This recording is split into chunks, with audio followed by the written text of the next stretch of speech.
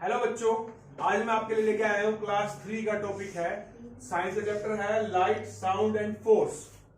अब ये मत सोचना कि सिर्फ क्लास 3 के लिए है। ये क्लास 3 के बाद 5 में भी है, 6th में भी है, 7th में भी है, 8th में भी है, 9th में भी और 10th में भी है ये टॉपिक, और आगे भी है। बट क्या होता है, हर क्लास में जितना ऊपर जाएंगे एक्सटेंड होता रहता है, एक ही दो टॉपिक एक्सटेंड होते जाते हैं। तो अब हम स्टार्ट करते हैं लाइट के बारे में। लाइट क्या होती है, व्हाट इज लाइट? तो लाइट का ध्यान रखना है। लाइट क्या है? Light is a form of energy.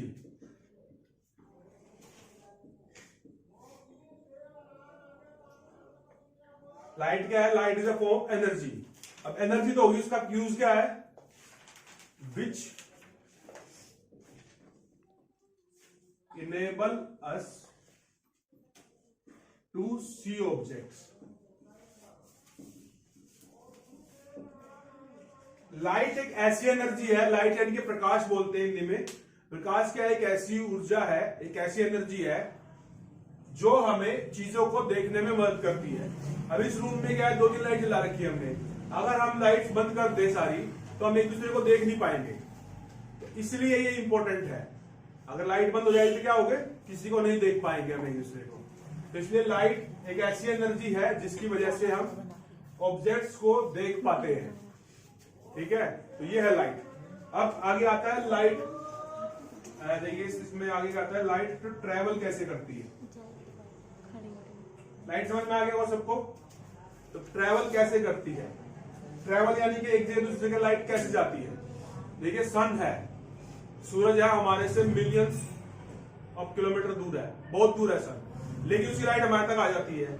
और ऐसा भी नहीं कि सन निकला सुबह, लाइट आई दोपहर को, जब निकलता है तभी आ जाती है। 5 मिनट के आसपास कुछ टाइम लगता है उसको आने में, क्योंकि उसकी स्पीड वो बड़ी क्लासेस के लिए होता है कि स्पीड में वैसे बता देता हूँ। चलो 3 × 10⁸ मीटर पर सेकेंड, इतनी होती है स्पीड ऑफ साउंड।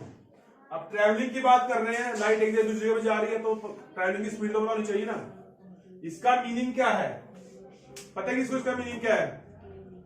इसका मीनिंग ये है कि 1 सेकेंड में लाइट 3⁸, दैट मीन्स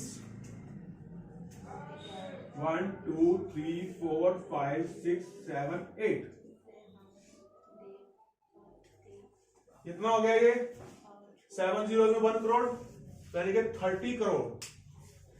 1 सेकंड में 30 करोड़ मीटर ट्रेवल करती है लाइट। ये ध्यान रखना है, नोट कर लेना अपनी कॉपीज में, आगे बड़ी क्लासेस में काम आएगा।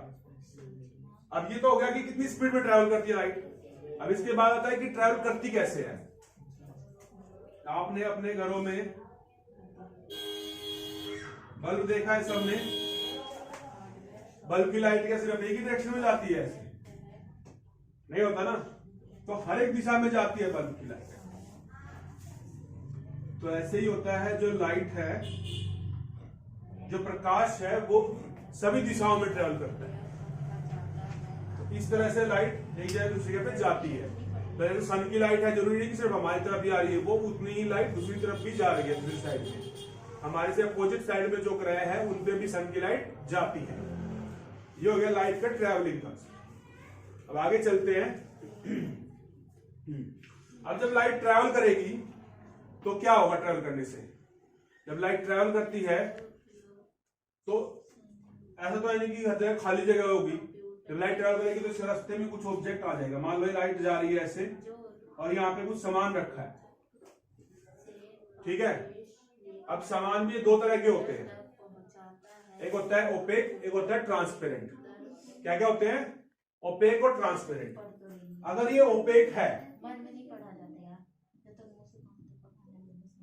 अगर ये ऑब्जेक्ट ओपेक है तो लाइट इसके थ्रू पास नहीं होगी, इससे टकरा के रिफ्लेक्ट हो जाएगी, इधर आ गई, इधर आ गई, या इधर आ गई, कहीं और चली गई। इसको बोलते हैं रिफ्लेक्शन ऑफ लाइट, जो आगे बड़ी क्लास में सीखोगे आप। तो इसमें टकरा के जरूर चली जाएगी। तो क्या होगा, इसके पीछे क्या होगा? फिर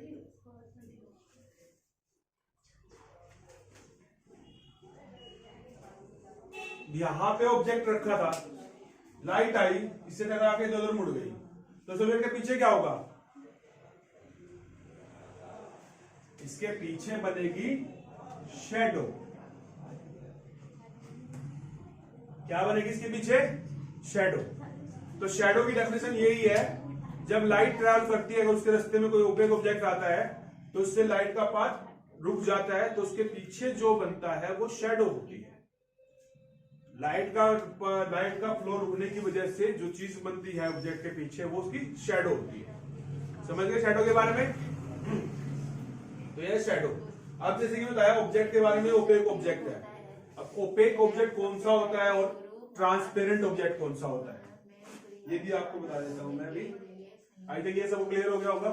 अभी आगे चलेंगे। देखिए ऑब्जेक्ट दो टाइप के होते हैं, ओपेक और ट्रांसपेरेंट। ये आपको समझना, सिर्फ एक चीज समझना, लाइट के थ्रू समझ सकते हैं। अगर लाइट किसी ऑब्जेक्ट पे पड़ी और लाइट उसके पास नहीं हुई, उससे टकरा के वापस मुड़ गई, तो ऐसे ऑब्जेक्ट को बोलते हैं हम ओपेक ऑब्जेक्ट। जैसे कि अगर ऑब्जेक्ट यहां पे रखा है, लाइट यहां से आई तो टकरा के इधर मुड़ गई या इधर मुड़ गई, कहीं पे जो लाइट की किरणें हैं वो इधर उधर चली जाती है जैसे ऑब्जेक्ट, उसको बोलते हैं ओपेक ऑब्जेक्ट। दूसरा ट्रांसपेरेंट है।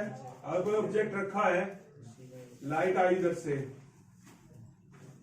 और ये तो सीधी निकल गई, या फिर थोड़ा बहुत मुड़ गई, इधर चली गई या इधर चली गई, या कैसे भी चली गई, लेकिन उसके पास हो गई, वो उसके थ्रू निकल गई, तो ऐसे ऑब्जेक्ट को बोलते हैं ट्रांसपेरेंट ऑब्जेक्ट। इसका एग्जांपल है शीशा। शीशा होता है, जैसे कांच का ग्लास होता है, पानी है, ये सारे ऐसे ऑब्जेक्ट हैं जिन जो ट्रांसपेरेंट होते हैं, उनके आसपास आर पार निकल जाते हैं। अब नेक्स्ट टॉपिक है एक्लिप्स। एक्लिप्स को हिंदी में, अगर कोई हिंदी मीडियम वाला बच्चा है या किसी को नहीं पता है इसके बारे में, तो इसको हिंदी में बोलते हैं ग्रहण। एक्लिप्स को क्या बोलते हैं हिंदी में? ग्रहण। तो ग्रहण क्या होता है? ग्रहण हमेशा हम क्या है, अर्थ पे रह रहे ना तो सन पे रह रहे ना मून पे रह रहे, तो वहां तो ऑब्जर्व करें, तो हम हमेशा ग्रहण अर्थ पे ही ऑब्जर्व करते हैं। अब ग्रहण का मीनिंग क्या होता है? जो अर्थ है वो सन के चारों चक्कर लगा रही है और जो मून है वो सन अर्थ के चारों चक्कर लगा रहा है। उसकी वजह से क्या है, एक आपको मैं छोटा सा बना के दिखा देता हूं। यहाँ पे यहाँ पे ये अर्थ है, फिर यहाँ पे चली गई ऐसे घूमते हुए इसे। अब इसके चारों ओर मून चक्कर लगाता है।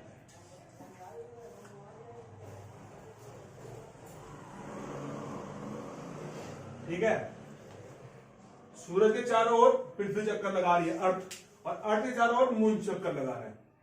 अब क्या होता है, कभी कभी मून अर्थ के और सन के बीच में आ जाता है। जब ये मून अर्थ के सन के बीच में आ जाएगा तो क्या होगा, हमें सन नहीं दिखाई देगा। ध्यान से समझना इस चीज को। अगर मून अर्थ और सन के बीच में आ जाएगा तो हमें सन दिखाई नहीं देगा, क्योंकि हम तो यहां पे है ना अर्थ पे। इस सिचुएशन को ही सोलर एक्लिप्स बोलते हैं। सोलर एक्लिप्स क्या होता है? जब सूरज और धरती के बीच में मून आ जाता है, चांद आ जाता है। इसकी वजह से क्या है, जो इसकी लाइट है, जैसे कि यह मून सन है, इसकी लाइट आ रही है ऐसे। अब यहाँ पे मून तो छोटा होता है, ठीक है, यहाँ पे होगी हमारी अर्थ। तो जो लाइट है इसकी यहां से टकरा के इधर उधर जा रही है, और फिर यहां से आ गया तो ऐसे निकल गई लाइट।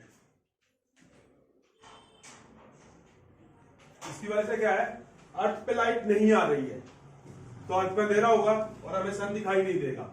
तो इस सिचुएशन को ही हम सोलर एक्लिप्स बोलते हैं। अब इससे क्लियर होने उसका आपको समझ में आ गया होगा अच्छे से। नेक्स्ट हमारा एक्लिप्स है लूनर एक्लिप्स।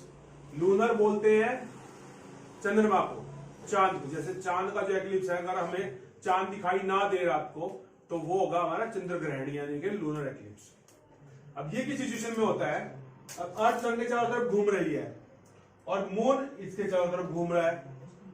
कई बार क्या होता है, जो सन हमारा लूनर एक्लिप्स है, लूनर एक्लिप्स को कैसे करना है आपको, इसमें क्या होता है सिचुएशन में, जैसे मून ये जो बना हुआ है ये सेम ऐसे ही है, यहां से लाइट आ रही है अर्थ पे, और लेकिन यहां से फिर आगे जा रही है इधर से, तो क्या है, मून पे लाइट पड़ ही नहीं रही है। अब मून की क्या है, अपनी खुद की लाइट नहीं होती है। अर्थ क्या हुआ, अर्थ सन के और मून के बीच में आ गई, जब अर्थ मून और सन के बीच में आ जाती है तो सन की लाइट मून पे नहीं गिरती है, और मून की अपनी लाइट तो है नहीं, तो उस पर क्या होगा, अंधेरा। जब मून पर अंधेरा होगा तो हमें दिखाई नहीं देगा। हमें दिखाई क्यों देता है मून, जब उस पर लाइट होती है तब दिखाई देता है। तो इस सिचुएशन को, जिस सिचुएशन में अर्थ सन के और मून के बीच में आ जाए और सन की लाइट मून पे ना गिरे और हमें दिखाई ना दे, तो उसको बोलते हैं हम लूनर एक्लिप्स, यानी कि चंद्र ग्रहण। इसके बाद हम आगे चलते हैं।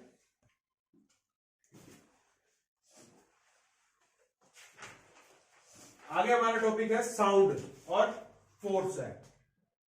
तो साउंड क्या होता है, साउंड भी एक फॉर्म ऑफ एनर्जी है, लेकिन 5th क्लास तक 6th क्लास तक ये इतना नहीं डीप में नहीं जाना है। सिर्फ देखना है कि अगर उससे बड़ी क्लास वाले आप पढ़ रहे हो तो sound is a form of energy which enable us to hear things.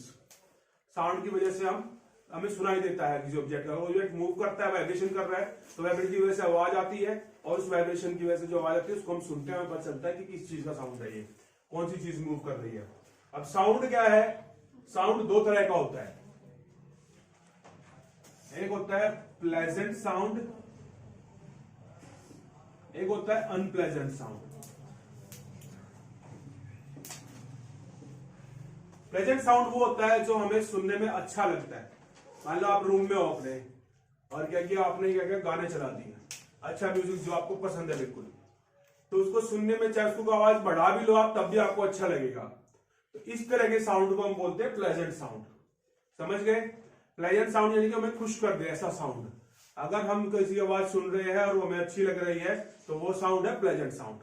दूसरा था अनप्लेजेंट साउंड। अनप्लेजेंट साउंड वो होता है, जैसे आजकल तो यूज नहीं होता है, पहले ज्यादा यूज, रेडियो जैसे चला रहे हैं, हम रेडियो चला रहे हैं, तो रेडियो का कई बार क्या था, सिग्नल साफ नहीं आता था। जब सिग्नल साफ नहीं आता था तो आवाज के बीच में नॉइस आती रहती थी एक्स्ट्रा, जो बिल्कुल अच्छी नहीं लगती थी। या फिर जब आप नया टीवी लेके आते हो, जब तक करेक्शन नहीं करते उसमें, तो क्या होता है उसमें नॉइस आने लगती है। वो क्या कहते, इमेज जब ऐसी हो जाती है, टेढ़ी मेढ़ी हो जाती है, तो उसको भी नॉइस बोलते हैं, सिग्नल जब साफ नहीं होता है। या फिर आप यहाँ पे क्या कहते हैं, आप कहीं पे रोड पे खड़े हो और कोई गाड़ी आ रही है, वो हॉर्न पे हॉर्न बजाए जा रही है, हॉर्न पे हॉर्न दिए जा रही है, हॉर्न पे हॉर्न दिए जा रही है, और आपके सर में दर्द है सुन सुन के उसको। ऐसा साउंड जिससे हमें बुरा लगे, अच्छा ना लगे, सर में दर्द करे या कानों में प्रॉब्लम हो, ऐसे साउंड को बोलते हैं अनप्लेजेंट साउंड। समझ गए? इसको नॉइस भी बोलते हैं, इसका दूसरा नाम है। अब प्लेजेंट अनप्लेजेंट साउंड तो हो गए। अब ये प्लेजेंट क्यों है और अनप्लेजेंट क्यों है? हमारे कान के अंदर जिससे हमें सुनाई देता है, जिससे बोलते हैं ना कान का पर्दा, उसको इंग्लिश में हम बोलते हैं ईयर ड्रम। क्या बोलते हैं? Ear drum. जब हम साउंड को सुनते हैं तो उसमें वाइब्रेशन होती है, जैसे कि ऐसे चलता है साउंड, ऐसे करके ऊपर नीचे होता रहता है। वाइब्रेशन यानी कि उसमें कंपन होता है, कंपन की तरह चलता है। तो जब वो चलता है तो आके हमें कब सुनाई देता है? जब वो हमारे कान के पर्दे से टकराता है। जब वो वाइब्रेशन हमारे कान के पर्दे टकराएगा तब हमें सुनाई देगा। तो इसीलिए ईयर ड्रम इंपॉर्टेंट है। इसीलिए कान के पर्दे को साफ रखना चाहिए। कान में अगर आपको सही से नहीं सुनाई दे रहा है या गड़बड़ हो गई तो सरसों का तेल डाल के उसको साफ कर लो, या नॉर्मल कोई दवाई लेके भी साफ कर सकते हैं। उसको हमेशा साफ रखिए, जिससे आपको क्लियरली सुनाई देगा और डैमेज नहीं होगा। और कभी भी कान में कुछ एक्स्ट्रा चीज नहीं डालनी चाहिए ऐसी वैसी। और ध्यान रखना चाहिए कि कान में अगर कोई कीड़ा वगैरह घुस जाता है तो उससे बीमार हो जाती है, इंसान मर भी सकता है। तो अपने ईयर ड्रम का ध्यान रखिए और सही रहिए, जिससे कि आपको अच्छे से सुनाई दे। अब इसके बाद हमारा नेक्स्ट है फोर्स। अब फोर्स क्या होता है? फोर्स आपने मूवी भी देखी होगी, फोर्स। फोर्स मूवी में क्या था, जॉन अब्राहम था जिसमें बहुत लंबा तगड़ा था, तो उसमें वो एक मारता था और दूसरा बंदा गिर जाता था, तो यानी कि उसमें ताकत बहुत थी। तो फोर्स भी है एक उस तरह से ही है। बल बोलते हैं, बल हिंदी में बल बोलते हैं कि इसमें कितना बल है, इसमें कितना फोर्स है। तो फोर्स क्या होता है?